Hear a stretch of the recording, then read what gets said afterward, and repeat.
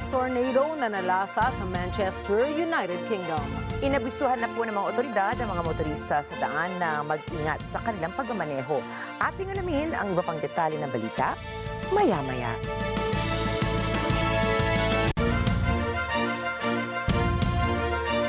Magandang gabi, ako po si Rikki Mathay. Ako si Rikki, Alagao, Flores. Ito po ang mata ng Agila International. Para naman sa mga headlines ngayong araw ng Martes. National Board of Canvassers nag-convene na para bilangin ang resulta ng isinagawang midterm elections sa buong Pilipinas.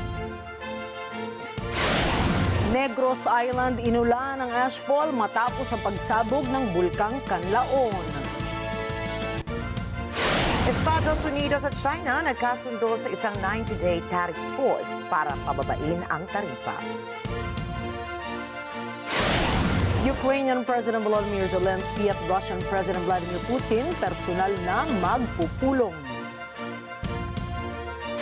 At Somalia labis na naaapektuhan ng malawakang pagbaha.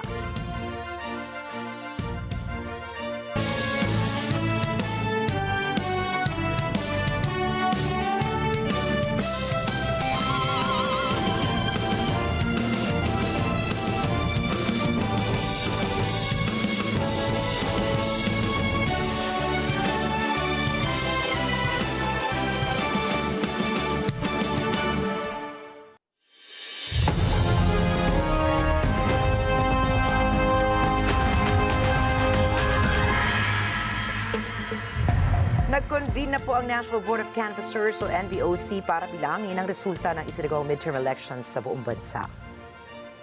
Ang NBOC ang magbibilang ng mga boto para sa party list groups at mga senatorial balls. Ang isang detalye ating alamin sa live report ni Madeline Villar Moratillo. Mads, kamusta? Yes, Nina, alas 8 ng gabi, pansamantalang nag-adjourn ang National Board of Canvassers sa ginagawa nilang canvassing ng katatapos na midterm elections dito yan sa Manila Hotel.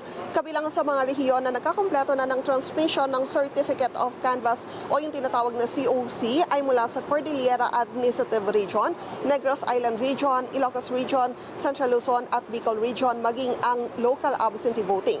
Pumapasok na rin ang mga COC mula sa overseas voting. Ilan nga sa dumating na ay mula sa Timor-Leste, Singapore, Myanmar, Czech Republic, Japan, Brunei, Cambodia, Chile, North at Latin America, maging sa New Zealand.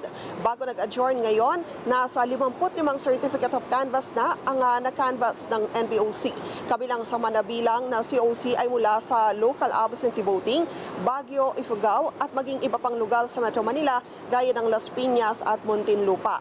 Kanina sa gitna naman ng ginagawang canvassing, may kanatawan mula sa Laang Kawal Party List ang nag-manifest na kine-question ang ilang delay sa transmission. Sabi naman ng COMELEC, duly noted ito at nilinaw ni COMELEC Chairman George Garcia na wala itong epekto sa ginagawang canvassing ng NBOC. Ang binibilang lang ng NBOC ay ang mismong Certificate of Canvass na na-canvass naman hanggang sa provincial level. Bukas, alas 10 ng umaga ay muling ipagpapatuloy ng NBOC ang ginagawa nilang canvassing rito. Balik sa inyo dyan, Nina. Oo, maraming salamat sa iyo. Maghihintay pa kami ng mga paparating na updates ha, Mads. Madeline Villar Moratillo, thank you. Pinabulaanan naman ng COMELEC ang umano'y dagdag bawas sa mga resulta para sa 2025 midterm polls. Ito ay matapos may ilang kandidato ang sinasabing napawasan na milyon-milyong boto kaninang alas 2 ng umaga. Ayon kay COMELEC Chairperson George Garcia, hindi dagdag bawas ang nangyari rito kung hindi lamang nalinis agad ng ilang media entity na nakakonekta sa server ang kanilang natanggap na datos mula sa automated counting machine. COMELEC, real-time kami. Kung anong pinadala sa presinto, automatically converted into human-readable data. Kaya kung nakikita nyo kagabi doon sa COMELEC website, nababasa nyo kagad kung anong figures, ano ang boto. Human-readable data. Okay po. Yung kung sa non-private visual media, majority-minority, hindi siya real-time kaagad. Kasi kinakailangan i-proseso yung data na natatanggap nila. Kasi pag pinadala yung data, ang data na pinapadala ay ang tawag dyan, machine-readable. So, kinakailangan i-proseso. Giit ni Garcia, real-time ang inilalabas na bilang ng COMELEC sa kanilang website. Binigyan din ng full body official ang buong transparency nito at sinabing walang rigging sa mga resulta ng eleksyon. Samantalang muling pinilahan ng mga mamimili ang 20 pesos kada kilo ng bigas sa Kadiwa Store ng Department of Agriculture. Ito ay matapos pansamantalang ipatigil ng COMELEC ang pagtitinda nito dahil sa panahon ng kampanya para sa 2025 midterm elections. Ayon sa Agriculture Department, kailangan na magdala ng senior citizen, PWD, single parent at 4-piece ID ang mga bibili ng 20 pesos kada kilo na bigas. Limitado kasi sa vulnerable sector ang mga ito. Nauna nang sinabi ng Malacanang natatagalan ng December 2025 ang programa at sisikapin na magpatuloy ito sa susunod na taon.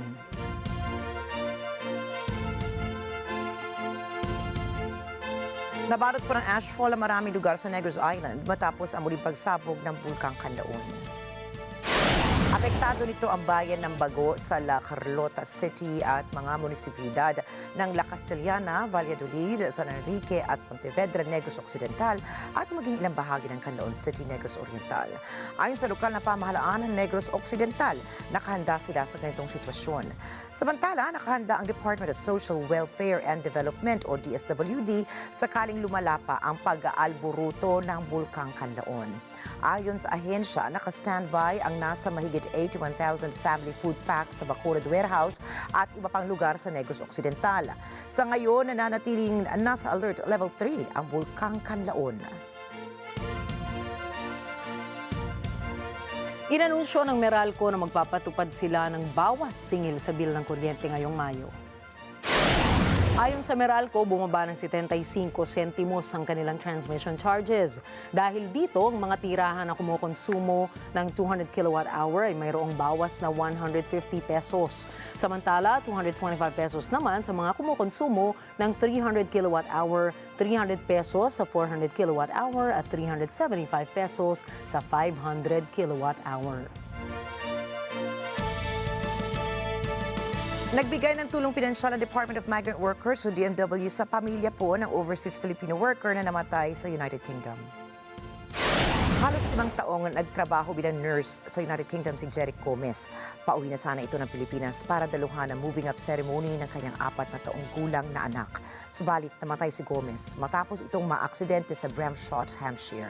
Ayon sa DMW, personal na inabot ni Secretary Hans Leo Kakdak ang cash assistance ng gobyerno para sa naiwang pamilya ni Gomez sa Parañaque City. Nagpasalamat naman ang may bahay ni Gomez sa agarang pagtulong ng DMW at sa mabilis na repatriation ng mga labi ng kanyang asawa sa Pilipinas.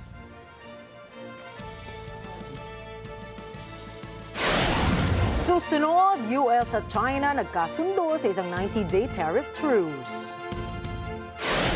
Kalagayan ng Kashmir matapos ang ceasefire, ating alamin.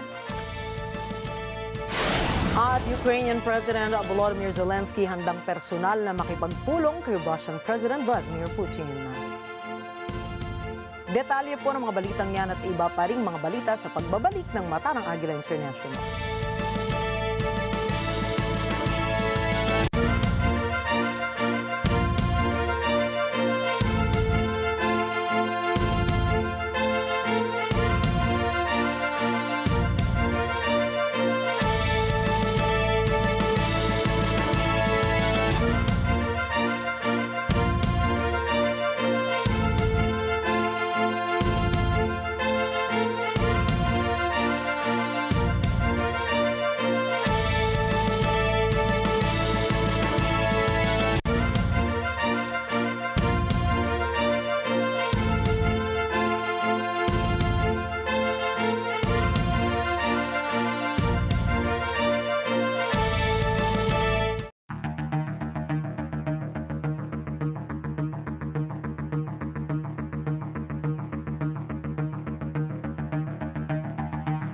Namin ang iyong pagsisikap.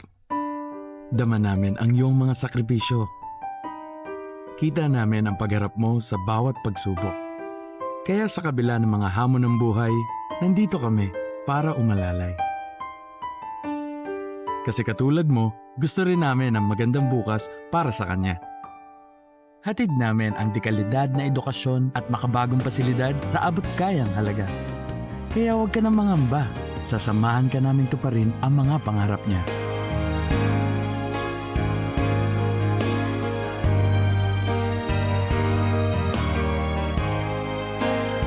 Maaasahan mong sulit dito ang mga pinagsikapan mo. Sa aming mga makabagong pasilidad at sistema ng edukasyon. Mailalabas natin ang aking talino at mga kakayahan niya. Kahit sa munting halaga, makakasiguro ka na makakasabay siya sa mabilis na pag-ikot ng mundo.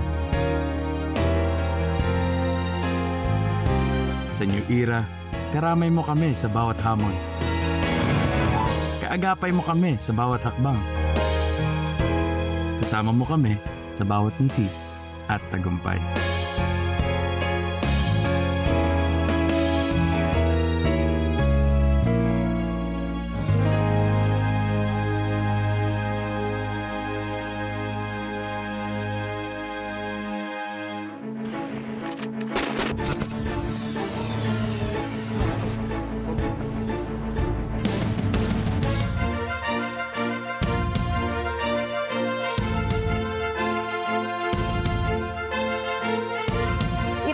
Ng mga opisyal mula sa Estados Unidos at China noong Lunes ang 90-day na truce upang pag-usapan ang mga issue sa pagbaba ng taripa. We have reached an agreement on a 90-day pause and substantially moved down the tariff levels. Both sides on the reciprocal tariffs will move their tariffs down 115%.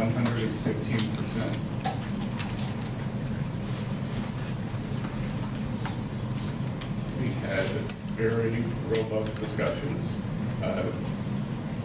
Both sides showed a great respect. We've identified 5 or 6 strategic industries and supply chain vulnerabilities, and we will continue moving toward U.S. independence or reliable supplies from allies on those. But the consensus from both delegations this weekend is neither side wants a decoupling. And what had occurred with these very high tariffs, as Ambassador Greer said, was the equivalent of an embargo, and neither side wants that. We do want trade. We want more balanced trade. Ayon kay U.S. Trade Representative Jameson Greer at U.S. Treasury Secretary Scott Bessent, magbabawas umano ng taripa sa mga produkto ng China ang U.S. mula 145% papuntang 30% na lamang. Samantalang ang China naman ay bubuwisan ng 10% ang mga produkto ng Estados Unidos. Sinabi pa ni Bessent na ang mga mataas na taripa ay nagdulot ng embargo sa pagitan ng dalawang bansa, isang sitwasyon na ayaw ng alinman sa kanila. Pinuri naman ng Ministry of Commerce ng China ang kasunduan at hiniling ang pagtigil ng Estados Unidos sa mga unilateral na pagtaas ng taripa. Inanunsyo din ng China ang suspensyon ng iba pang mga hakbang na inilunsad nito bilang tugon sa mga taripa ng US, kabilang na ang pagkontrol sa eksportasyon ng mga bihirang mineral. Bagaman may mga positibong reaksyon mula sa mga merkado at negosyo, may mga nagbigay ng babala ukol sa patuloy na kawalan ng katiyakan, lalo na't ang kasunduan ay mayroon lamang 70 araw ang itatagal. 在当前的形势下，本次会谈受到了国际社会的高度关注。经过中美双方的共同努力，会谈富有成效，迈出了双方通过平等对话协商解决分歧的重要一步，也为进一步弥合分歧和深化合作打下了基础，创造了条件。对这场贸易战，中方的态度始终是十分明确的，也是一贯的，也就是中方不愿意打贸易战，因为贸易战没有赢家。但是，如果美方执意把贸易战强加于我们，为了维护我自身利益，中方也绝不惧怕，一定会奉陪到。Noong Lunes, inanunsyo ng China at Estados Unidos ang isang serye ng tariff modification measure na layong ibsan ang tensyong pangkalakalan sa pagitan ng dalawang pinakamalalaking ekonomiya ng mundo. May Fanway Zaragoza po para sa balitang yan. Ang desisyon ng China at US ukol sa tariff modification measures ay narating 2 araw matapos ang isang high-level meeting ukol sa ekonomiya at kapakanang kalakalan sa Geneva, Switzerland. Sa loob ng 2 araw na ito, nagsagawa ang dalawang panig ng tapat, malalim at konstruktibong pag-uusap ukol sa pagpapatupad ng mahalagang konsensus na naabot sa pag-uusap ni na Chinese President Xi Jinping at US President Donald Trump noong 17 ng Enero ngayong taon. Nakakuha ang dalawang bansa ng serye ng mahahalagang konsensus sa larangan ng ekonomiya at kalakalan. Sa isang magkasamang pahayag noong Lunes, kapwa sinabi ng US at China na gagawa ang mga ito ng mga hakbang bago Miyerkules. Aayusin ng US ang aplikasyon ng karagdagang ad valorem rate of duty. Sa articles ng China nakasaad sa Executive Order 14257 noong April 2, 2025. Sususpendehin ang 24 na percentage points ng rate na ito sa panimulang peryodo na 70 araw habang ipatutupad pa rin ang ad valorem rate sa 10% sa mga artikulong ayon sa mga kondisyon ng kautusan. Aalisin rin ang modified additional ad valorem rates of duty sa mga artikulong ipinatutupad ng Executive Order 14259 ng April 8, 2025 at Executive Order 14266 ng April 9, 2025. Babaguhin naman ng China ang aplikasyon ng karagdagang ad valorem rate of duty sa mga artikulo ng US na nasa anunsyo ng Custom Tariff Commission of the State, Council No. 4 of 2025. Sususpendehin din ito ang 24 na percentage points ng rate sa panimulang peryodo na 70 araw. Ipatutupad naman nito ang natitirang additional ad valorem rate na 10% sa mga artikulo. Ipatutupad rin ng China ang mga kailangang administrative measures upang suspendehin o tanggalin ang non-tariff countermeasures laban sa US simula noong 2 ng Abril 2025. Ayon din sa pahayag, nagkasundo ang dalawang bansa na magtatag ng isang mekanismo upang ituloy ang talakayan ukol sa economic at trade relations ng mga ito. Ang ad valorem tax ay isang buwis batay sa assessed value ng assets, goods o services na pinapatawan ng buwis. Neither side wants a decoupling. And what had occurred with these very high tariffs, as Ambassador Greer said, was the equivalent of an embargo, and neither side wants that. We do want trade. We want more balanced trade, and I think that both sides are committed to achieving that. Ayon kay US Treasury Secretary Scott Bessent, patas na kalakalan ang nais ng dalawang bansa. May Zaragoza para sa mata ng Agila International. Trusted, connected, on point. Unti-unti nang bumabalik sa normal ang pamumuhay sa Pakistan-administered Kashmir. Ito ay matapos magkasundo ang Pakistan at India na itigil muna ang kanilang labanan. Sa kabila nito, duda pa rin ang ilang mga residente kung tatagal ba ang nasabing ceasefire. Si Bernard Gonzaga para sa report.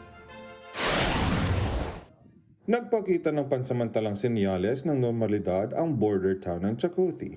Ang bayang ito ang dahilan ng palitan ng pag-atake sa pagitan ng India at Pakistan. Matapos ang anunsyo ng ceasefire, bumalik ang mga may-ari ng mga tindahan upang tingnan ang damage sa kanilang mga negosyo at upang magbukas na muli. Subalit marami sa mga residente na lumikas palayo sa karahasan ang ayaw pa ring bumalik. कारोबार तो हम जरूर शुरू करेंगे लेकिन इसको फिर दोबारा सेटल करते हुए हमें कई दिन लग जाएंगे क्योंकि जो हमारे लोग यहाँ से मुंतकिल हो चुके हैं दूसरे इलाकों में उनको आते हुए कुछ देर भी लगेगी और फिर दूसरी बात यह है कि जब तक कोई बाकायदा सीज फायर के मायदे पर बाकायदा दस्तखत होकर कुछ इसका लाएमल नहीं तय होता उस वक्त तक मेरा ख्याल लोग वापस नहीं आएंगे. Nagkasundo man ang nuclear-armed neighbors na tigilan ang cross-border firing sa Kashmir para sa locals, hindi sapat ang pansamantalang ceasefire. ये आलमी दुनिया से अपील करूंगा कि अगर वाकई आप अमन चाहते हो आप दोनों मुल्कों को जो कि एटमी मुल्क हैं उनके दरमियान जंगबंदी चाहते हो तो फिर कश्मीर का मसला फौरी हल करना होगा बसूरत दीगर ये अमन चंद दिन के लिए तो हो सकता है, लेकिन मुस्तकिल नहीं हो सकता, और कश्मीरी इसके मुतमल नहीं हो सकते। अब कश्मीरियों के साथ बार बार ये धोखा न किया जाए, बल्कि जितना जल्दी मुमकिन हो कश्मीर का मसला हल किया जाए, अगर आप अमन चाहते हो। ਅਸੀਂ ਇਹ ਚਾਹੁੰਦੇ ਹਾਂ ਕਿ ਸਾਡਾ ਕਸ਼ਮੀਰ ਦਾ ਮਸਲਾ ਹੱਲ ਹੋ। ਕਸ਼ਮੀਰ ਯੂੰ ਕਿ ਤੂੰ ਜਾਂ ਕਸ਼ਮੀਰ ਦਾ ਕੋਈ ਗੱਲ ਨਹੀਂ ਹੋ ਰਹੀ। ਕਸ਼ਮੀਰ ਦਾ ਮਸਲਾ ਜਦ ਤੱਕ ਹੱਲ ਨਹੀਂ ਹੁੰਦਾ, ਇਹ ਅਸਤੀ ਅਪੀਲ ਹੈ ਤਾਂ ਅਸਾਂ ਲੋਕਾਂ ਦਾ ਆਰਾਮ ਹੋ ਸੀ। ਔਰ ਅਸੋਂ ਸਭ ਤੋਂ ਪਹਿਲੇ ਕਸ਼ਮੀਰ, ਉਸ ਤੋਂ ਬਾਅਦ ਕਿਉਂਕਿ ਅਸਤੀ ਆਦੀ ਬਰਾਦਰਾਂ ਉਸ ਕਸ਼ਮੀਰ ਦੇ ਅੰਦਰ ਉੱਥਾ ਉਹ ਵੀ ਮਾਰਾ ਖਾਣਾ ਸੀ, ਕਿਉਂਕਿ ਮਸਲਾ ਕਸ਼ਮੀਰ ਬਹੁਤ ਜ਼ਰੂਰੀ ਹੈ। Ang ceasefire noong Sabado ay pansamantalang pagtigil ng labanan na nagsimula noong Miyerkules 2 linggo matapos mapatay ang 26 na katao sa pag-atake na tumarget sa Hindus sa Pahalgam sa Indian-administered Kashmir. Bernhard Gonzaga para sa Mata ng Agila International. Trusted, connected, on point. Sinabi ni Russian President Vladimir Putin ang direktang pag-uusap sa Ukraine sa Istanbul sa Mayo 15 upang simulan ang peace talks na magbabalik ng long-lasting peace sa kanilang rehiyon. Итак, Турция готова принять переговоры по Украине в Стамбуле. Инициативу Москвы о возобновлении прямого российско-украинского диалога обсудили по телефону Владимир Путин и Реджеп Таyyip Эрдоган. Как сообщает пресс-служба Кремля, турецкий лидер заверил, что Анкара окажет все возможное содействие в организации и проведении встречи. Президенты России и Турции также обсудили двустороннее сотрудничество, расширение контактов в торговле и инвестициях, совместные проекты в энергетике. Владимир Путин поделился впечатлениями от праздничных мероприятий по случаю юбилея Победы и переговоров с мировыми лидерами. Напомню, в своем заявлении минувшей ночью российский президент выступил с предложением возобновить прямые переговоры с Киевом в Стамбуле, где они ранее были прерваны, и уже 15 мая, то есть на следующей неделе.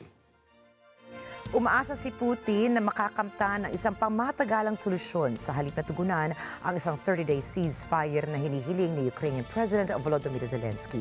Sa pananaw ni Putin, ang halos isang buwang tigil putukan na ito ay magbibigay daan lamang para sa Ukraine na magpalakas at muling makipaggera sa Russia. Sa kanyang pahayag, hinimok ni Putin ang Ukraine na magpatuloy sa direktang negosasyon ng walang kondisyon at iminungkahi niyang dapat ay mapag-usapan ito sa Istanbul. Ayon pa kay Putin, nakipag-ugnayan na siya kay Turkish President Recep Tayyip Erdogan upang tulungan ang pag-aayos ng mga pag-uusap na posibleng magresulta sa tuluyang pagwawakas ng gera. Maaalalang nauna ng pinaniwalang bisa ni Putin ang mga naunang mungkahi ng ceasefire na inalok noon ng Russia, kabilang na ang pansamantalang tigil putukan at ang 72-hour ceasefire para igunita ang selebrasyon ng World War II. Subalit, inakusahan ng Ukraine ang Russia ng paulit-ulit lamang umanong lumalabag sa kasunduan. Что касается переговоров, вот смотрите, мы вышли на определенный уровень договоренности в Стамбуле, которые заключались в том, что гарантии безопасности для Украины, а украинская сторона выговаривает себе очень жесткие гарантии безопасности, не будут распространяться на территорию Крыма, Севастополя и Донбасса. Затем, как вы видели, последовали наши действия по созданию условий для продолжения договорного процесса. Вместо этого мы столкнулись с провокацией в Буче. И, что самое главное, украинская сторона отошла от своих договоренностей в Стамбуле. Теперь уже требования безопасности – это одно, а вопросы регулирования отношений по поводу Крыма, Севастополя и Донбасса выносятся за рамки этих договоренностей. То есть опять вернулись в тупиковую для себя и для всех нас ситуацию. Naghayag ng kagustuhan si Ukrainian President Volodymyr Zelensky na makipagdialogo kay Russian President Vladimir Putin. Я буду в цей четвер, 15 травня, в Туреччині. І очікую на Путіна в Туреччині. Особисто. І сподіваюся, що Путін цього разу не шукатиме причин, чому він щось не може. Ми готові говорити, щоб закінчити війну. Четвер. Туреччина. Президент Трамп підтримав. Всі лідери підтримують. Itinakda ang nasabing pagpupulong sa mga susunod na araw kung saan sinabi ni Ukrainian President Volodymyr Zelensky na personal pa niyang sasalubungin si Putin sa Turkiye. Ito ang magiging unang pagkikita ng dalawang lider simula nang sumiklab ang matinding labanan na halos 3 taon na ang nakalilipas ay hindi pa rin nakakakita ng progreso. Kasabay din ito ang sama-samang panawagan ng mga world leaders para sa isang komprehensibong ceasefire bago pa umusad ang negosasyon. Thank you. Thank you all for standing with us. So today we'll focus on how to build and guarantee real and lasting security. Key points, 30-day ceasefire backed with sanctions. And I pay tribute to the courage and resilience of the Ukrainians that have fought this conflict for 3 long years. It is an important moment because, as Vladimir has just said, there is this ceasefire for 30 days proposal that is very clearly now on the table. First, I think our common objective is to secure this unconditional ceasefire for 30 days. The new German government is fully on board to make this group a success. Our engagement will be substantive, and we are doing this to reach peace for the courageous people of Ukraine. We are doing it for our security in the entire European Union and the entire European continent as well. So we are here to show our unity, and this unity is not an abstract slogan, it's something real.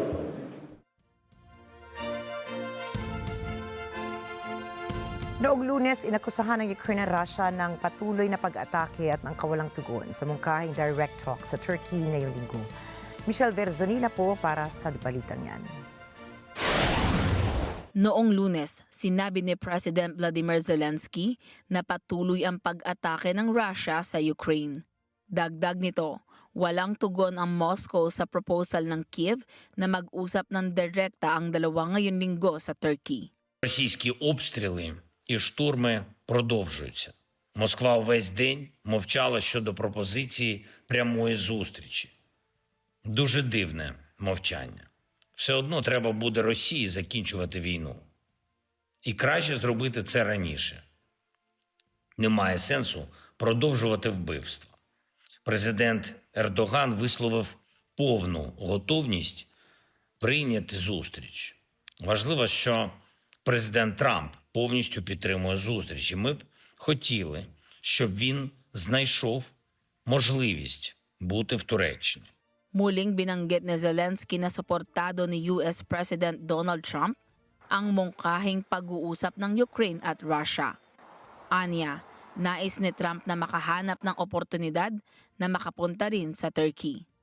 Michelle Verzonila para sa mata ng Agila International, trusted, connected on point. Nagtakda ng mga bagong migration rules si British Prime Minister Keir Starmer.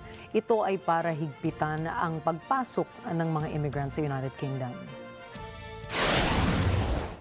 Every area of the immigration system, work, family and study, will be tightened up so we have more control. Skill requirements raised to degree level. English language requirements across all routes, including for dependents. The time it takes to acquire settled status extended from 5 years to 10. And enforcement tougher than ever, because fair rules must be followed. Ilan sa mga pagbabago ay pabibilisin ang automatic settlement and citizenship para sa mga taong lumipat at nanirahan sa Britanya gaya ng mga nurse, doktor, engineers at AI experts. Plano rin ni Starmer na pataasin at dagdagan ang requirements para sa English language ng mga adult dependents. Dapat anya ay may basic understanding ng English ang mga ito. Ang pagbabago ay upang maiwasan ang exploitation ng mga immigrants sa Britanya. Nais si Prince Harry na makausap na po ang kanyang amang si King Charles at matapos na ang gusot nito sa royal family. Hindi niya alam kung gaano katagal mabubuhay pa si King Charles na may sakit na cancer. Inamin din ni Prince Harry na hindi niya kayang iwan ang royal family dahil ito ang kanyang pamilya. I would love reconciliation. with my family. There's no point in continuing to fight anymore. As I said, life is precious. I don't know how much longer my father has. He won't speak to me because of this security stuff. But it would be nice to reconcile. I can never leave the royal family. Yeah, that is my family. That is my larger family. I left the institution because at the end of the day I had to. I didn't leave it in 2020. I left it in 2021. But security was removed in 2020. Sinabi rin ni Harry na may mga bagay na nangyari noong kaya na niyang patawarin ngayon. Naka-move on na anya siya sa mga pangyayaring iyon. Inamin din niya na nahihirapan siya mapatawad ang isang desisyong nagawa niya noong taong 2020. Hindi partikular na binanggit ni Harry kung ano ang desisyong ito. Subalit, ayon sa royal experts, may kinalaman ito sa pag-alis ni Harry sa kanyang royal duties. There are decisions that have been made, there are things that have happened since 2016 especially, throughout my whole life, but let's just stick since 2016, there are things that have happened that I can now forgive. I've moved past that. I can forgive my family's involvement, my father's, my brother, and my stepmother. I can forgive the press to a large extent as well for so many things that have happened. What I'm struggling to forgive, and what I will probably always struggle to forgive, is that a decision that was made in 2020 that affects my every single day. Tinuligsa ng Brazil ang taripa ng Estados Unidos at sinabing walang kahihinatnan ng isang bansa kung mag-isa at walang karamay. Narito ang report ni Chantel Santos. Noong Lunes sa China CELAC Summit sa Beijing, tinulugsa ni Brazilian President Luiz Inácio Lula da Silva ang trade tariffs ng Estados Unidos. Que não existe saída para país sozinho. É preciso que a gente tenha consciência que nós precisamos trabalhar juntos. É por isso que eu não me conformo com a chamada taxação que o presidente dos Estados Unidos tentou impor ao planeta Terra do dia para a noite. Binigyang diin ni Lula ang kahalagahan ng kooperasyong internasyonal. Anya sa kasaysayan, multilateralismo ang kailangan para matiyak ang kapayapaan at kasaganaan ng mga bansa. Porque o multilateralismo, depois da Segunda Guerra Mundial, foi o que garantiu todos esses anos de harmonia entre os Estados. Não foi o protecionismo. O protecionismo no comércio pode levar à guerra, como já aconteceu tantas vezes na história da humanidade.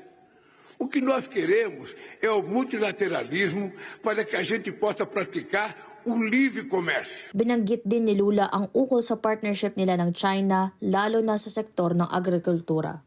A China hoje é o maior parceiro comercial do Brasil e é possivelmente o maior receptor dos produtos produzidos pelo nosso país, sobretudo no agronegócio. Kabilang sa China CELAC Forum Ministerial Meeting sa Beijing, ang mga leader mula sa Brazil, Colombia at Chile. Ito ay habang pinalalakas ng China ang impluwensya nito at pakikipagtulungan sa key Latin American trade partners nito sa gitna ng trade tensions sa US. Ayon sa data ng China, mula Enero hanggang Setyembre 2024, umabot sa $427 billion ang bilateral trade nito sa Latin America at Caribbean bloc. Chantel Santos para sa mata ng Agila International, trusted, connected, on point. Umabot na sa 52,810 ang bilang ng mga nasawi sa Gaza, bunga pa rin po yan ng aksyon militar ng Israel sa nasabing teritoryo. Ang bilang na ito ay mula pa noong October 2023 nang gumanti ang Israel sa pagsalakay ng Hamas na ikinamatay naman ng 1,200 katao.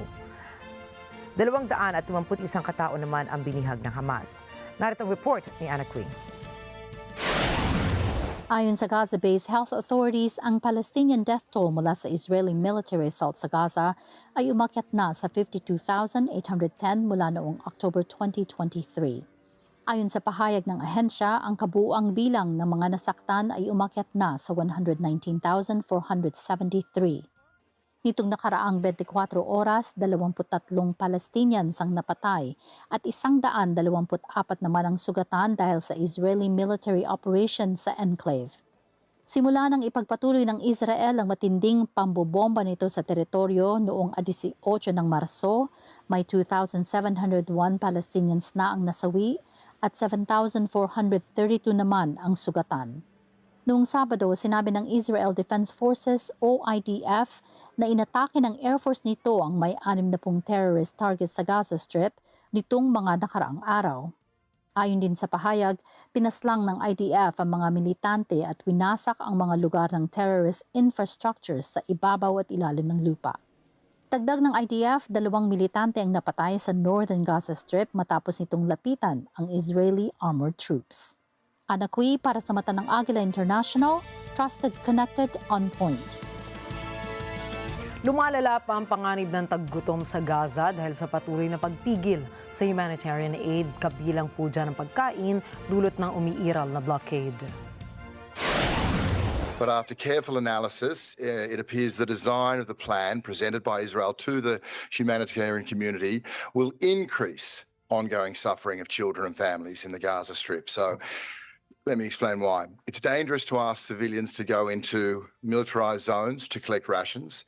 It further entrenches forced displacement for political and military purposes, and humanitarian aid should never be used as a bargaining chip.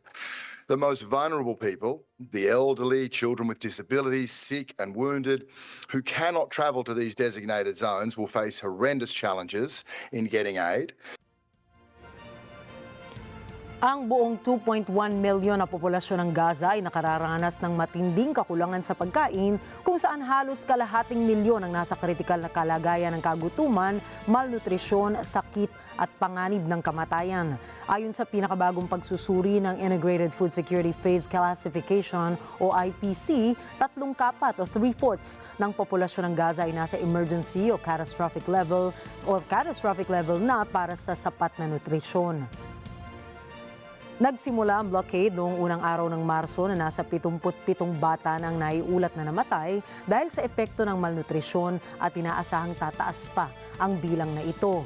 Nanawagan ng World Health Organization sa pagbibigay ng tulong, pagtatapos ng blockade at proteksyon sa kalusugan upang maiwasan ang lumalalang krisis sa Gaza.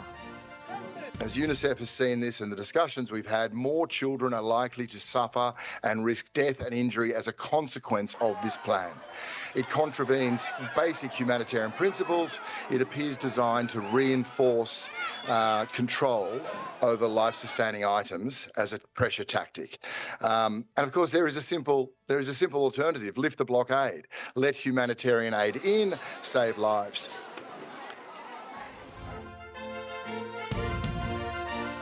Noong Lunes, pinakawalan ng Hamas ang Israeli-American hostage nito at dahil po dyan nagdiwang ang mga tao sa Israel. Subalit kasabay nito ay ang pag-aalala pa rin sa naiwan pang 58 bihag sa poder na militanteng grupo. Anjo Milano po para sa report. Sa Hostages Square ng Tel Aviv, nagtipon ang mga tao upang antabayanan ang pagpapakawala kay Hamas hostage na si Eden Alexander, isang Israeli-American. Ipinahayag rin ng mga tao ang suporta nila sa natitira pang 58 bihag, pagkasabik at pagkamangha ang damdamin ng iba dahil sa paglaya ni Alexander. It's really amazing to see. I'm from the same town as Idan.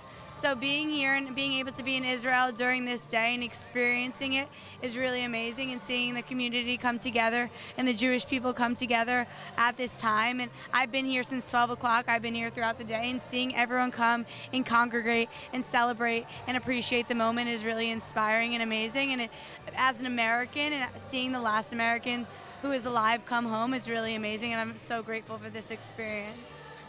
Pagkadismaya naman ang saloobin ng marami dahil may naiwan pa ring dose-dose ng bihag na iniipit ng Hamas.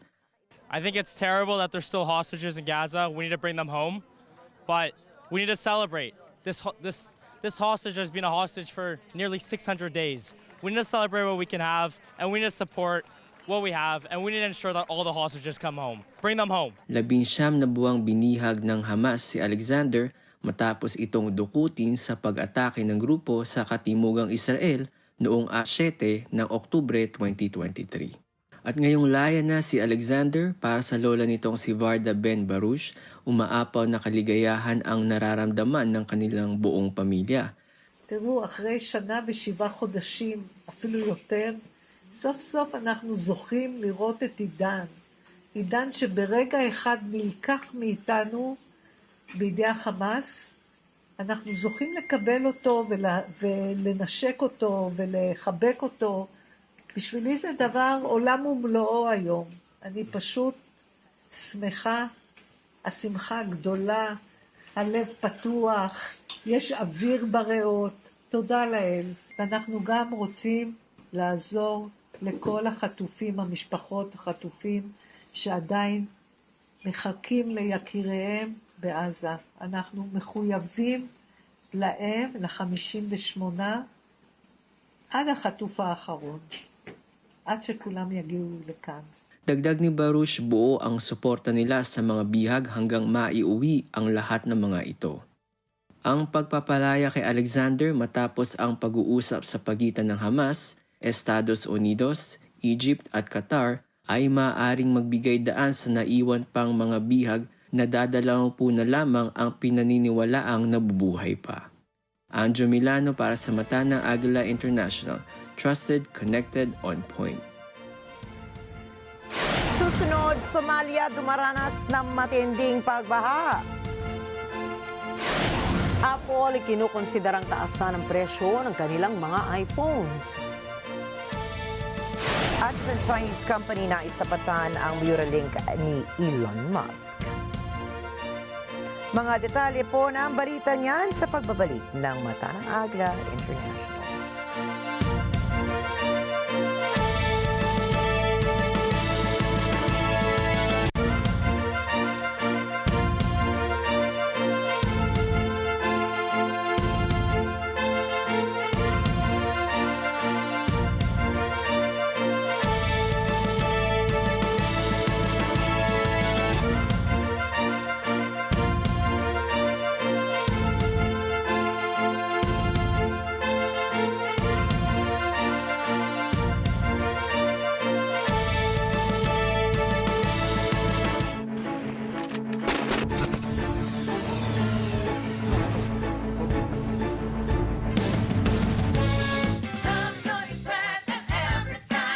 Sama-sama tayong magsaya ngayong Martes. Kasama ang Barangay 901, Zone 100, Punta Santa Ana, Manila. Punta naman tayo sa Balut Capital of the Philippines this Wednesday. See you sa Barangay Tabacalera, Pateros. Sa Huwebes, bida ang mga kabarangay natin sa Barangay West Crame, San Juan City. Dadayuhin natin ulit sa Friday ang bayan ng Magikiting sa Barangay 62M, Kangkong, Cavite City. Gawin ng daily morning habit ang panonood ng LTE. Love! Tony Pet! Tadara sa kabarangay nyo. 7 a.m. sa Net 25. Let's net together sa Net 25. Ramdam na ang tindi ng init ng araw. Para masigurong protektado ang ating kalusugan ngayong tag-init, narito ang ilang tips mula sa Department of Health. Kung maaari, huwag munang lumabas ng bahay tuwing matindi ang tirik ng araw. Siguraduhin din na lagi tayong nakakainom ng tubig, gumamit ng payong at sombrero, magdala din ng pamaypay. At para laging cool, samahan ng masayang talakayan ni na Ali Soto at Pat P. Daza dito sa ASPN. Ano sa palagay nyo? Lunes hanggang Biyernes, alas 8 hanggang alas 10 ng umaga, dito lamang sa Net 25. Together sa Net 25.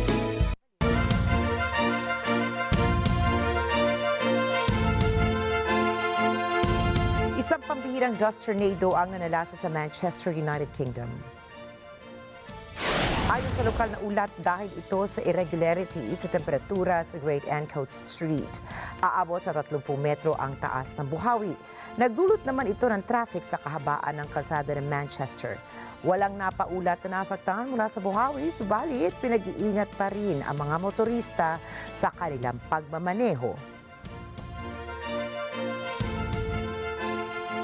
Sa Somalia naman, isang matinding pagbaha ang gumulat sa mga taga Mogadishu na ikinasawi ng ilang mga residente. Alamin natin ang karagdagang mga detalye mula kay Rose Papa Angeles.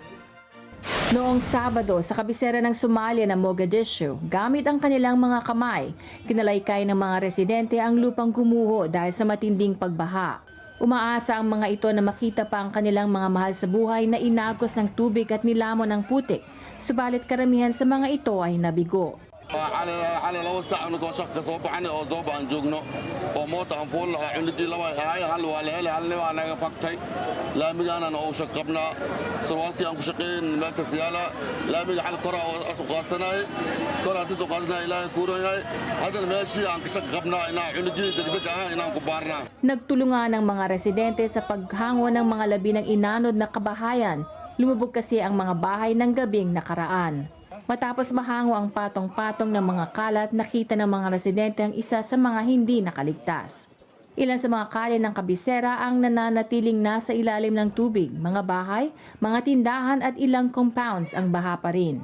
Namamaybay at lumulusong sa tubig ang mga residente upang subukang maisalba ang maari pang maisalbang kagamitan nila. At sa gitna ng trahedya, nananawagan ang mga residente sa pamahalaan na tulungan ang kanilang komunidad. Rose Papa Angeles para sa mata ng Agila International, trusted, connected, on point. Pansamantalang itinigil ang ilang biyahe ng tren sa Baltimore matapos mabalot ng apoy ang isang bodega ng mattresses. Ayon sa lokal na ulat, malapit sa bodega sa West Baltimore Commuter Rail Station ang nasabing lugar. Paliwanag ni Baltimore City Fire spokesperson John Marsh, inaasahan nilang maaapektuhan ng sunog ang mga biyahe ng mga tren kung kaya't minabuti nilang suspendihin ang mga ito.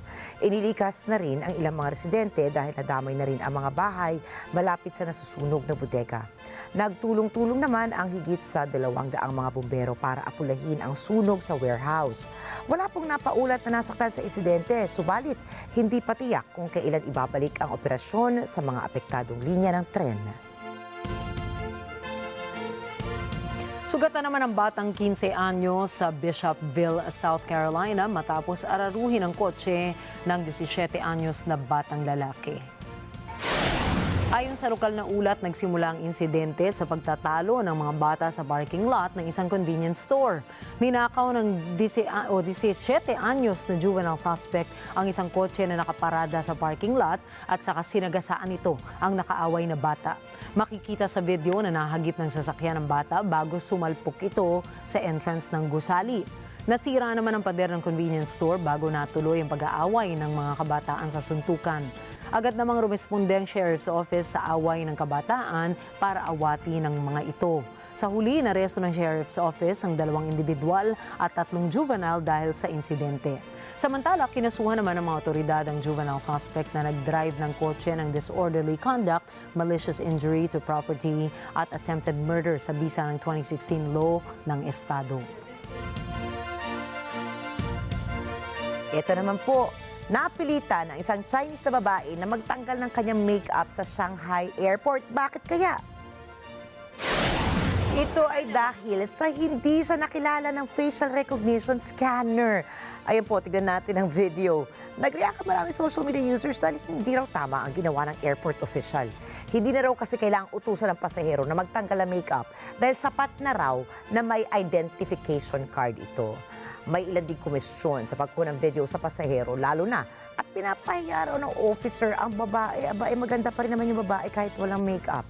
Subalit, may mga nagsabi rin na tama lang ang ginawa ng opisyal ng airport dahil bahagi ito ng security concern.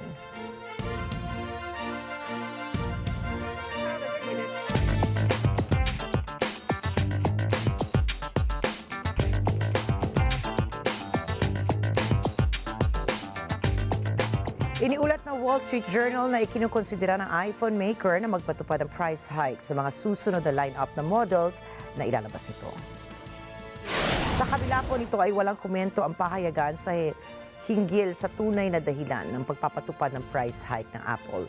Kilala ang Apple bilang prominenteng firm na apektado ng US-China trade tensions. Sa China po kasi ina-assemble ang mga smartphones, subalit apektado naman ang Beijing ng malaking US tariffs. Batay sa kasalukuyang presyo sa merkado, ang pinakamurang iPhone 16 model ng Apple ay nasa $799. Wala namang ilabas na pahayag ang tech firm ukol sa ulat na ito.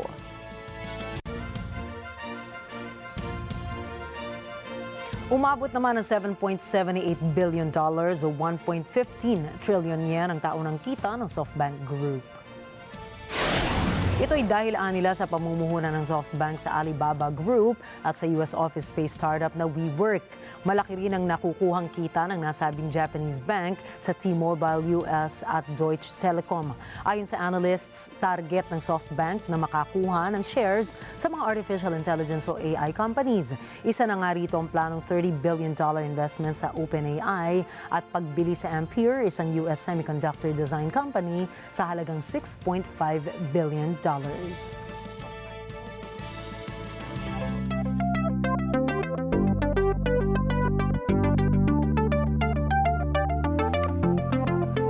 Naging matagumpay ang initial critical o clinical trial ng brain-machine interface o BMI device ng Chinese firm na StarMed o StairMed matapos makapag-operate ang isa nitong quadruple amputee ng computer games gamit ang isip. Ayon sa Chinese firm, hindi basta-basta ang naging operasyon nila para sa implant. Anila maingat nilang nai-embed ang implant na may laki na katulad sa isang 1-1 coin sa skull ng pasyente. Ito ay para makapag-transmit ng brain signals ang kanilang pasyente patungo sa external device. 是，比如说大脑其实真正植入的部分只有前端这5到8毫米，就这一点点，然后植入到大脑中之后。 然后这部分是充当冗余量去对抗大脑颅骨跟脑组织之间的相对位移，因为我们日常生活中会有加速度啊、快速移动等等之类的。这个硬币大小的会嵌在颅骨上，颅骨会打薄一个大概5毫米左右的一个骨槽，人的颅骨是8到10毫米，所以它不用贯穿，只是打薄一点。然后呢，头皮缝合，这样的话，大脑活动就可以无限的传输出来，被翻译成对外部设备的各种控制指令。所以这是这个系统大概的一个使用的 方式。 Umaasa naman ang StairMed na makakasunod sila sa Neuralink ni Elon Musk at magiging unang kumpanya na makapag-aambag sa BMI technology development sa China.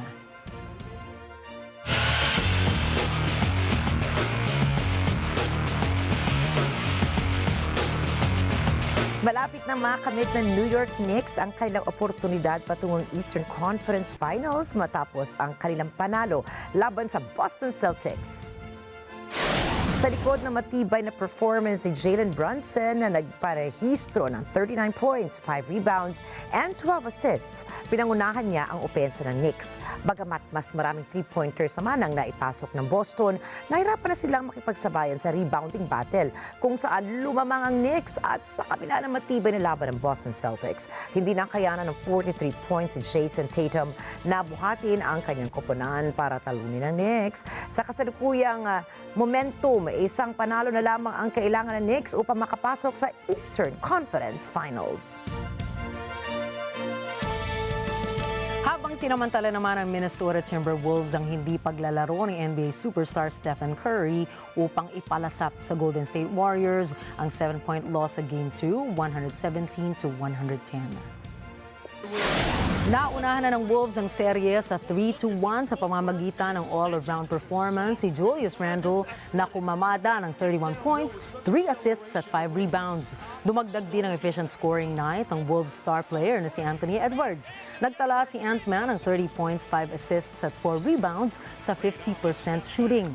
Naging madali para sa Wolves na itumba ang Warriors matapos itong makakuha ang 14-point lead sa unang quarter. Unti-unti nang bumawi sa second quarter ng Wolves para maitala o maitabla ang score at the half. Simula noon ay hindi na hinayaan ng Wolves na makabawi pa ang Warriors.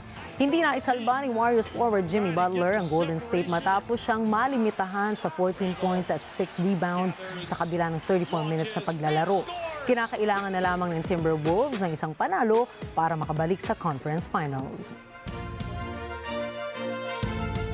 Tuloy-tuloy ang tambalang Alex Ayala at Coco Gauff sa Italian Open Women's Doubles quarterfinals. Natalo ng Pinay tennis sensation and American star sina Tyre Grant at Lisa Pigato. Sa score na 6-2 at 6-3, tuluyan na ngang umabante sina Ayala at Gauff sa round 16. Bago ang labang ito, sinabi ni world number 3 Gauff na minessage siya ni Ayala na maging kapareha ngayong tennis season.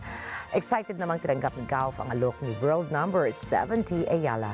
Sunod nila makakalaban ang Elite 8 ngayong linggo.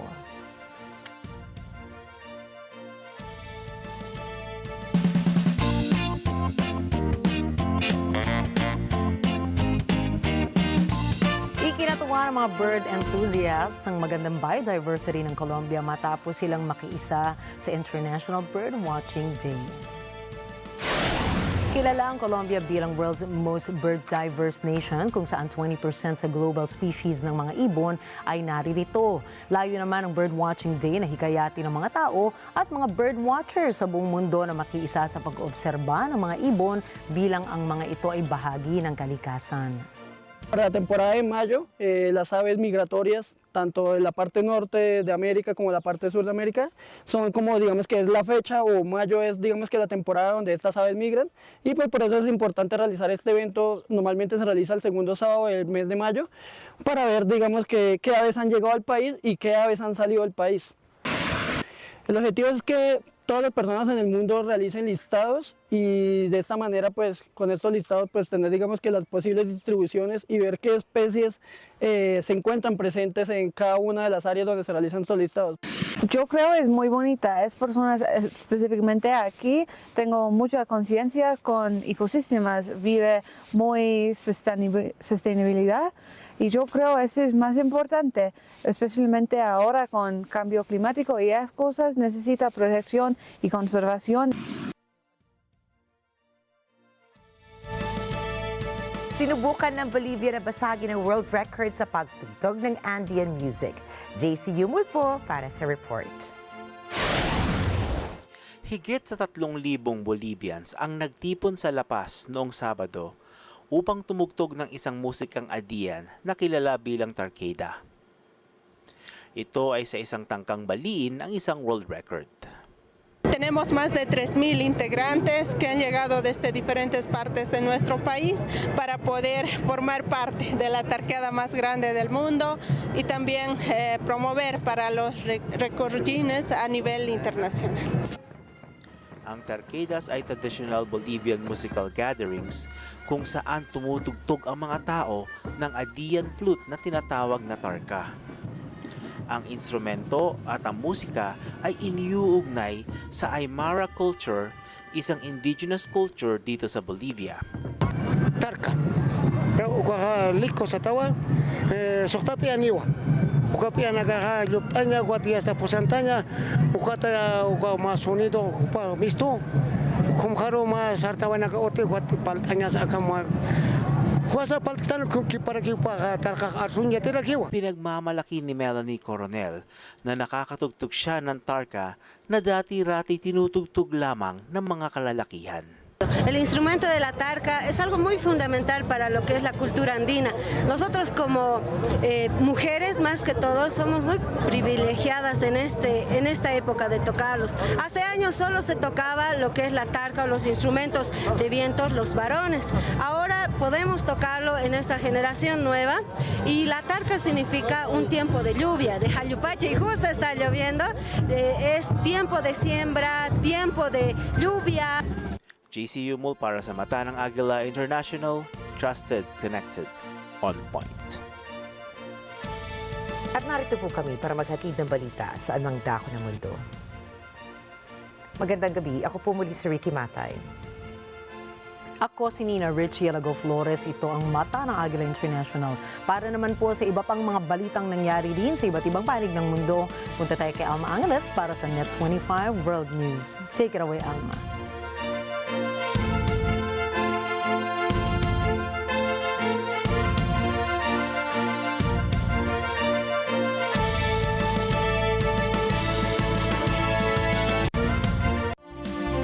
Thank you, Nina and Rikki. Good evening, everyone. I'm Alma Angeles for Net 25 World News.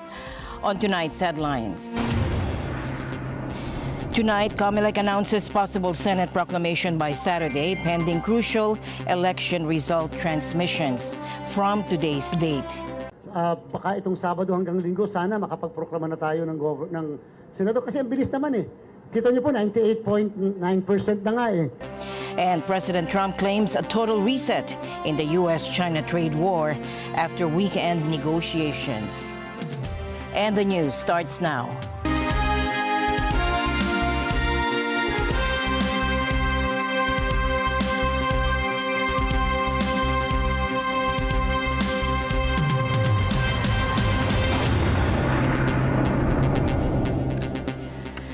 Allies of Philippine President Ferdinand Marcos Jr. look set to win at least half of the available Senate seats in a midterm election on Monday, with only one of his slate in the top 6 in a contest seen as a referendum on his leadership and a fierce proxy battle with his estranged vice president. Although 18,000 positions, including mayors, governors, and lawmakers, were up for grabs, attention was firmly on the race for the influential Senate, with a bitter row between Marcos and his popular Vice President, Sara Duterte, dominating an election that could reshape the balance of power in the country of 110 million.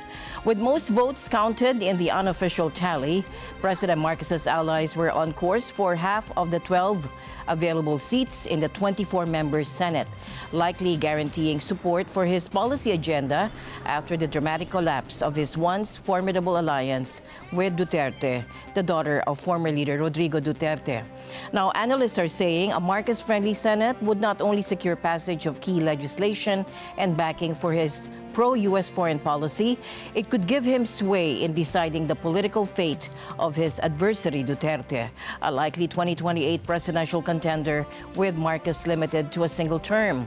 What began as a united front between two powerful families that swept the 2022 election unraveled last year into an acrimonious feud marked by a torrent of personal accusations and a bid to impeach Duterte on allegations she misused funds, amassed unexplained wealth, and threatened to assassinate Marcos, the First Lady, and the House Speaker.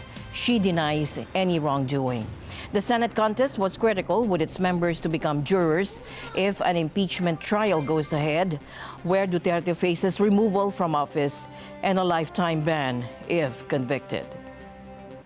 The 2025 Philippine midterm elections have unfolded against a backdrop of evolving political alliances, most notably the dynamic between President Marcos Jr. and Vice President Sara Duterte.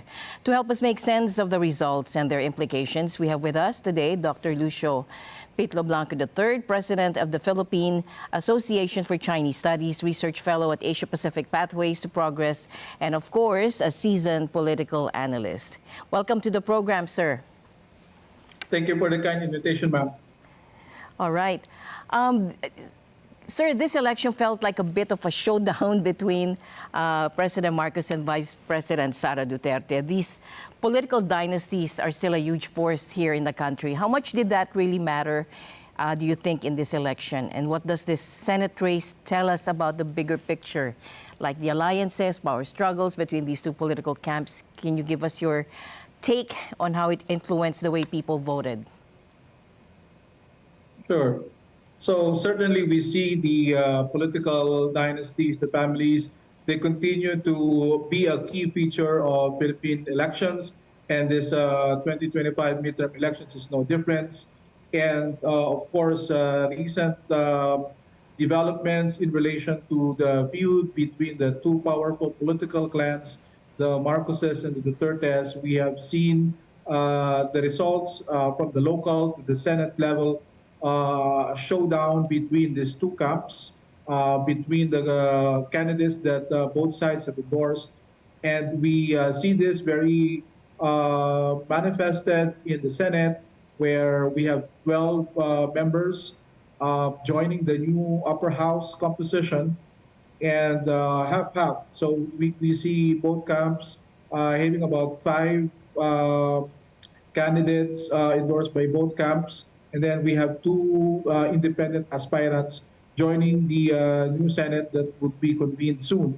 And as we all know, there are 2 critical points here. One is the coming impeachment of Vice President Sara Duterte. Yes. And then, of course, the question about the legislative support, especially the Senate support for the agenda of the administration in the remaining 3 years of its term in office. We're also seeing a scenario where the Senate is somewhat divided, with neither the Marcos nor Duterte allies holding a decisive majority. In this half and half right situation, what are the most, do you think, significant consequences for the country's political stability given this divided Senate? How might this affect legislative process? Are we likely to see gridlock, or will it force more compromise, coalition building maybe? Yeah, so there is the concern about the potential for a deepening of polarization, most notably the Senate. And as noted, by June, there would be an impeachment process of Vice President Sara Duterte, and it would boil down to numbers, right? So 16 votes are needed to convict Sara Duterte, and if that happens, her chances for running for higher office going forward will be affected. This means that, of course, VP Sara is seen as a strong contender for the 2028 presidential derby. And if she would be convicted, then those would go down the drain. But at the same time, we also see only 8 votes are necessary to acquit her. And looking at the numbers, based on the results of the 2025 midterm polls, 8 is very doable. So we already see 5 candidates endorsed by VP Sara winning seats in the coming upper house session. And then, of course, there are already existing allies of the Dutertes presently in the Senate. And so it's quite possible that the required 8 votes to acquit her and thereby preserve her chance to run for 2028 is within the likelihood, the realm of possibility. And so it would be somehow up to, independent candidates that, as well as those on the swing bloc, their critical involvement would decide, whether the necessary votes will either acquit or go for the conviction of Vice President Sara. And as we all know, that process in itself is, again, a divisive process. It would likely entail protests from either camp, unhappy or happy with that, with the outcome of that process. And so the composition of the Senate will be very critical. Their decision on this matter also will be very important. Contradictory situation. How does his legal status at the ICC affect his ability to wield political influence in the Philippines? And what does former President Duterte continued political popularity as demonstrated by his victory say about the level of support for the Duterte political dynasty? How does this factor into the broader political landscape for the Philippines? So the Dutertes have shown in this election that they remain a force to reckon with in Philippine domestic politics. We have seen not only the victory, landslide victory of former President Duterte, even though he was not there physically to campaign because of him being transferred and is now in trial, undergoing trial in The Hague. And his son, Baste, the current mayor, will be the vice mayor, and most likely in the physical absence of his father, he will be taking the place as a city mayor. And Rodrigo's other son, Pulong, is the Davao City first district representative, if I'm not mistaken. And the second district representative is the son of Pulong. And so I think all 5 Dutertes who run for posts this election won. And we have also seen the VP Sara endorsing candidates, even though she went into active campaign mode late in the game. She was still able to get the 5 people winning seats, and very convincing wins. So top 1, top 3 posts were, of course, I think a top 6 also were from the PDP Laban or those of strongly allied with the Duterte clan. And so it shows that they continue to have strong appeal, especially in Mindanao and the Visayas. And we have seen the backlash on leaders who have been critical of the Dutertes and those who the public viewed as being, balimbing or star-proof. They're changing allegiances, shifting political loyalties. I mean, absent no political loyalties, and then they just simply shed their color depending on whether it's convenient or not. And so the voters have showed their displeasure against this kind of behavior. Well, we have seen that at the local level as well as at the congressional level and even in the Senate. And so the Dutertes remain a force for Philippine elections. And if Sara would be acquitted by the new Senate, then her chances to run for 2028 will be very strong. And that means that the remaining 3 years of the current Marcos administration will be quite a challenge. Mustering the necessary numbers at the Senate to support priority agendas of the administration. That won't be smooth sailing. And of course, the legislative executive dialogue to iron out our priority measures. There would be some tense discussion between these two co-equal branches of government. And so it would be harder for the current Marcos administration to ensure that its legacy will be sustained. But that also means that the building of coalitions, I think, will start early. And some say the lame duck presidency phenomenon may start early, and that the realignment of political allegiances or loyalties, we may be able to see them in the coming months, especially after the results of the impeachment trial of Vice President Sara Duterte. Now, finally, sir, I know you're a very busy man. Many interviews waiting for you, but finally, many view these elections as a kind of grade for the current administration. However, with only Erwin Tulfo from President Marcos' slate in the top 6 compared to 3 pro-Duterte candidates, namely Bongo, Bato de la Rosa, and Congressman Rodante Marcoleta.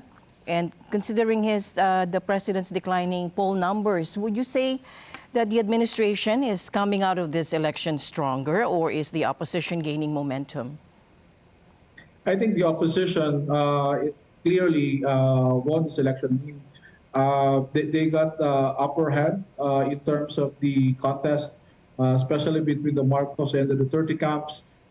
We have seen the endorsements of by VP Sara making the big difference between, especially for, incoming senators, Camille Villar, and re-electionist Amy Marcos, the presidential sister. So it came at a critical juncture, at the point where we saw the gridlock, especially on positions 10 to 12 and maybe 10 to 15, right?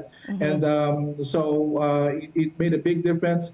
And I think that debt of gratitude, and at the same time, the potential realignment of allegiances and coalitions that would have to be built, in order to, to look at the 2028, with that thing in mind. I think it would start. And so the administration currently will be put on the defensive. And as I said earlier, in terms of priority measures for the remaining 3 years, there will be some intense discussions, and it might be difficult for them to get everyone on board, especially in the Senate.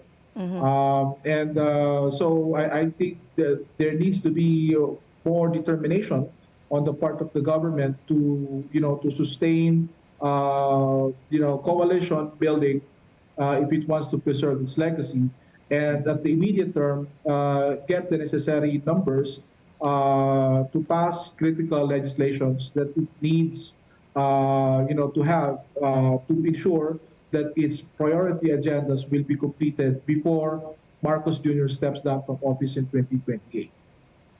Thank you very much, sir, for your take on this, your insights, as always. Sir, thank you very much. Thank you, and more power to your program. Thank you very much, sir. Now, the COMELEC announced the possible proclamation of winning senators as early as Saturday, May 17th, and this hinges on the completion of election result transmissions by tomorrow, May 13th. COMELEC Chair George Garcia confirms the proclamation will take place at the Manila Hotel, Tent City. At the same time, ngayon inaasahan natin provincial canvas na. Makakapagproklama na ngayon ng mga governor. So, siguro naman po, sa tulong at awa ng Diyos, baka itong Sabado hanggang Linggo, sana makapagproklama na tayo ng Senado. Kasi ang bilis naman eh. Kita niyo po, 98.9% na nga eh. Yung ating punaan dyan, kapiraso na lang yung kulang. Kahit nga siguro wala yung kulang, basta maipadala sa amin yung National Board. Perhaps, baka wala ng effect yung natitirang result eh. Halimbawa. Pero siyempre kailangan ang COMELEC 100% ang canvas. Wala dapat isa man na COC ang maiiwan sa pag nagka-canvas ang COMELEC. The Filipino diaspora plays a crucial role in the national elections. To get a sense of how that played out in Thailand, we go now to our correspondent, Crystal Mapa, who is in Bangkok. Crystal. Yes, Alma, the overseas voting period for the 2025 Philippine national elections in Thailand officially concluded yesterday, May 12, 2025 at 6 o'clock p.m. Bangkok time, 7 o'clock p.m. Manila time. A total of 2,609 registered Filipino voters in Thailand exercised their right to vote, representing 31.81% of the total registered overseas voters in the country. The Philippine Embassy in Bangkok successfully transmitted the election results to the Commission on Elections at COMELEC electronically at 9:49 p.m. Bangkok time, 10:49 p.m. Manila time. In a move to ensure transparency, the embassy also publicly posted the overseas voting election results at the embassy premises. The Philippine Embassy in Bangkok expressed its appreciation to the overseas Filipino community in Thailand for what it called a successful implementation of the first online overseas voting in the country. The embassy also extended its gratitude to the poll watchers, acknowledging their crucial role in upholding the integrity of the electoral process. Here are the top-ranking senatorial candidates based on the results from Thailand. Go Bong, De La Rosa Bato, Marcoleta Rodante, Bondok Jimmy, Rodriguez Vic, Lapid Lito, Aquino Bam, Hinlo JV, Pangilinan Kiko, Mata Doc Marites, Salvador Philip, and Mendoza Heidi.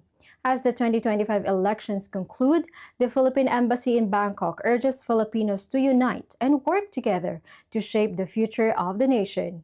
Reporting from Bangkok, Thailand, this is Crystal Mapa. Back to you, Alma. And the news continues here on Net 25. We'll be right back. Trask Construction, your trusted partner in hospital building. Trask Construction.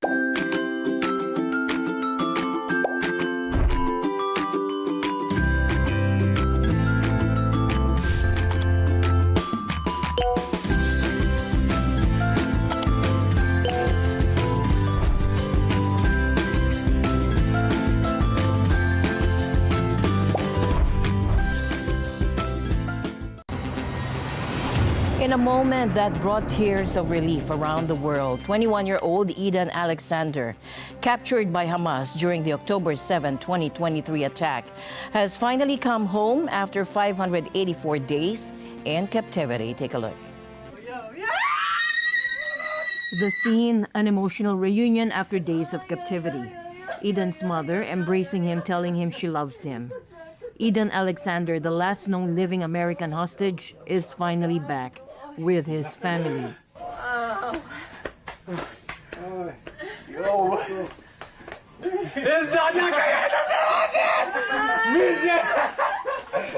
Meanwhile, in his hometown in New Jersey, a watch party erupted in cheers at the news of the dual U.S.-Israeli citizens' release.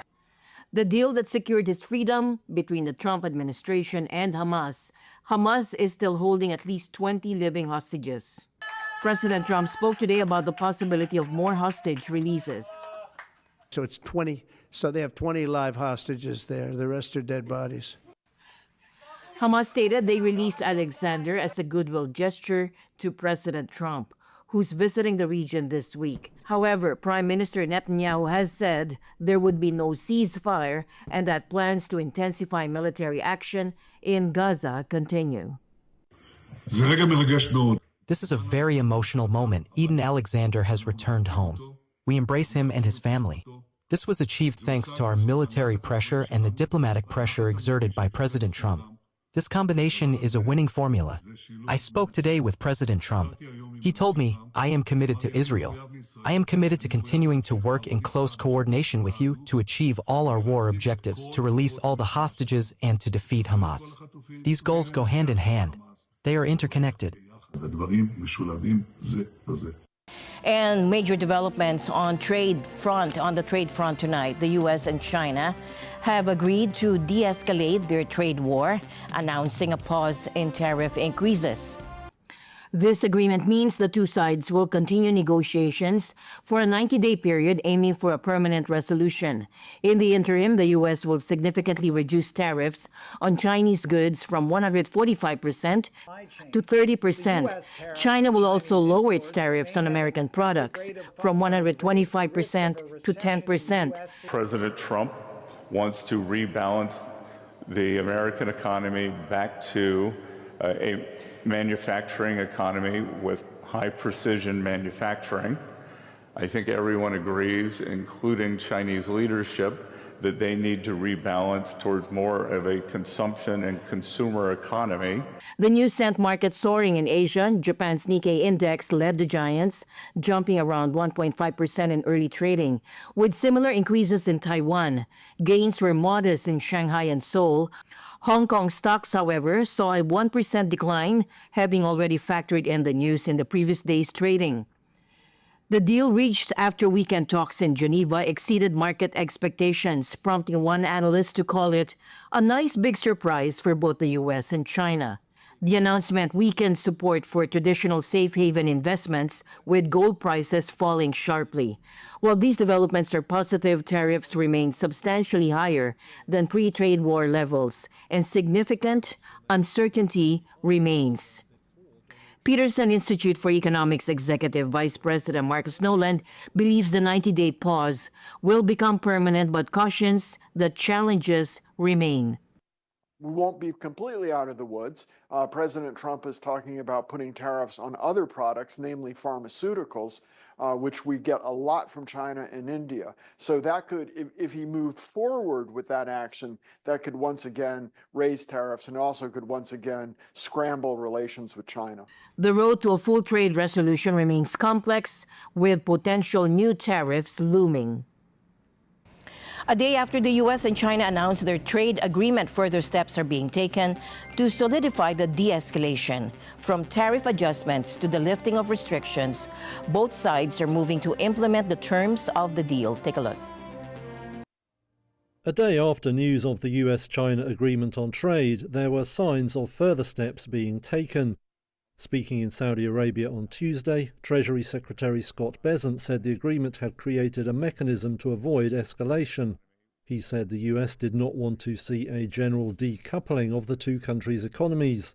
What we want is the US is going to decouple in strategic industries, which we saw during COVID. We had become woefully non-self-sufficient. The new agreement set a 90-day pause under which most of the levies recently imposed would be drastically reduced. Among concrete steps, Washington said late Monday it would slash the levies imposed on so-called de minimis shipments, low-value packages that used to be duty-free. The US had hiked tariffs on the parcels to 120%, but will now bring them back down to 54%. That's likely to be a boost for online giants like Temu and Shein, which have built their rapid growth on the de minimis provision. However, a minimum flat fee of $100 will remain in place. In a further move, China has removed a ban on its airlines taking delivery of Boeing jets. That's according to Bloomberg News, which says the move follows the trade agreement. There was no comment on the report from Boeing or Beijing. Excitement over the trade deal initially lifted global stocks on Tuesday, but some of the optimism later waned, with equities in Shanghai closing broadly flat. Economists pointed out that the agreement still leaves average tariffs significantly higher than they were before the turmoil began. An update on Canlaon volcano. PHIVOX has reported a moderate eruption at 2:55 this morning. The eruption produced a grayish plume that reached 3 kilometers into the air, drifting west. Residents in Barangay Pula, Canlaon City, Negros Oriental, and La Castellana, Negros Occidental reported hearing rumbling sounds. Here's more. So kapag ang bulkan ay biglang naglabas ng gas at iba pang volcanic materials, naglalabas din ito ng napakalakas na energy. So ito ang sanhi ng malakas na ugong o rumbling sound na narinig ng ating mga kababayan. At ito ay narinig sa Barangay Pula ng Canlaon City, which is several kilometers away. Narinig din ito sa may La Castellana City proper. And tumagal ito ng 5 minutes based sa aming seismic and infrasound data. Sa lakas ng pagsabog, nakabuo ito ng abo at ulap, ito tinatawag natin na plume, na umabot ng 4.5 kilometers ang taas mula sa crater ng Canlaon volcano. And nakita rin natin ang pagbagsak ng pyroclastic density current sa southern slope ng bulkan. Ibig sabihin nito, maraming materials gaya ng pinong abo, gas, and volcanic fragments ang binuga ng Canlaon volcano. So sa ngayon, confirm po na may ashfall sa mga barangay ng La Castellana, La Carlota, Bago City, San Carlos City, pati na rin sa may Canlaon City. Pyroclastic density currents, ito yung combination ng gas, volcanic ash, and volcanic debris. And mabilis yung daloy nito. Bumabagsak ito sa dalisdis ng bulkan. And delikado ito dahil it can incinerate everything on its path. Kayang sunugin ang vegetation, makakasira ng mga area-area sa dinadaanan nito, pati na rin sa, pwede rin itong kumitil ang buhay. So sa kaso ng Canlaon volcano, ang PDC ay bumaba sa humigit kumulang 2 kilometers from its crater doon sa southern slope. So kung mag-escalate further yung activity ng vulkan, we may raise the alert level from 3 to 4, and with that, we may also extend the danger zone from 6 kilometers to maybe 10 kilometers. Breaking news from Italy, where Mount Etna, Europe's most active volcano, has erupted once again, putting nearby communities on alert. Take a look.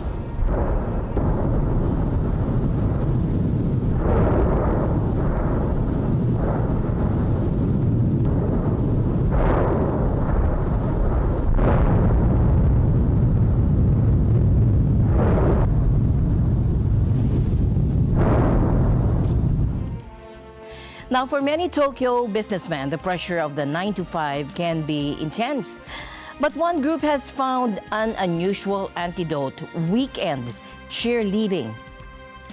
Now, this is the story of the cheerlemans, salarymen, who trade their suits for even stretchier ones to flip, shout, and find work-life balance in the most unexpected way.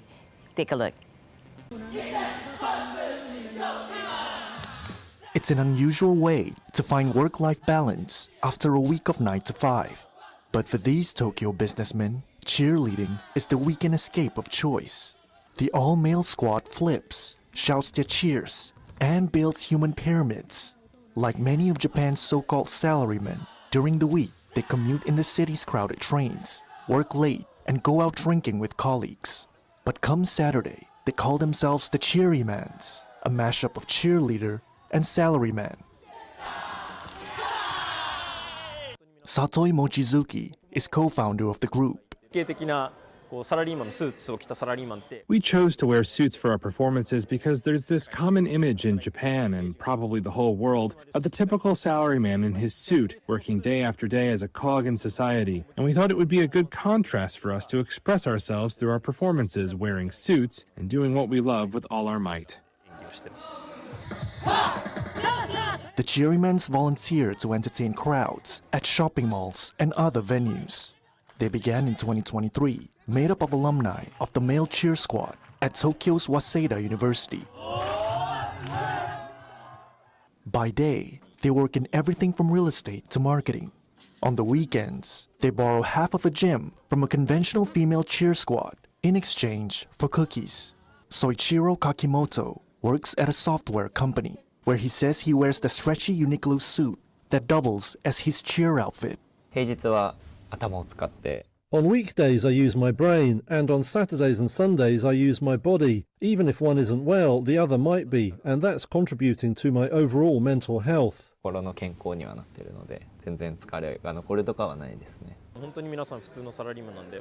We're all just regular salarymen. In my case, I work for a general trading company, and I usually have to go out drinking after work and do overtime. After that, I head home and have meetings about cheerymans. When I have to go out, I move the meeting to the following day, so you could really say that I'm balancing this with being an everyday salaryman. Their aerial antics and infectious energy landed them a commercial spot with Uniqlo, advertising the suits they perform in. The group also competed in Britain's Got Talent, where they came third in their semi-final.